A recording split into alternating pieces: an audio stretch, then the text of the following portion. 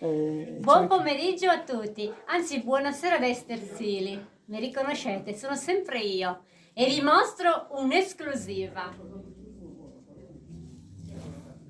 Che meraviglia! Mi trovo a casa di zia Zelinda, la signora che tanti avete conosciuto per via del tabacchino. Questo è diventato un meraviglioso museo, ma c'è un piccolo dettaglio che con tanto orgoglio vi voglio mostrare. Siete curiosi? Aio! Veniga di conto! Vedete questa parte del vecchio mulino? È la stessa che si trova nella cornice che vi ho mostrato un attimo fa. Le due signore con l'abito tradizionale di Esterzili non sono altro che la figlia e la nipote di zia Zelinda, rispettivamente Franca e Caterina. L'abito che loro hanno indossato il giorno dei 100 anni di zia Zelinda.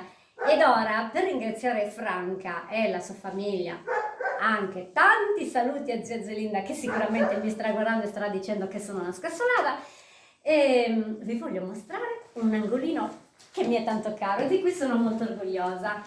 Con i miei alunni nel 2020, in occasione dei 105 anni di zia Zelinda, abbiamo creato una poesia che poi è stata ricopiata, decorata, Franca l'ha incorniciata. Questa è una coppia che abbiamo realizzato per lei ed era un nostro piccolo pensiero per augurarle tanti auguri. È giunta una grande età, ma l'ho detto tante volte, mia mamma diceva che zia Zelinda era una donna meravigliosa e mia mamma non sbagliava mai.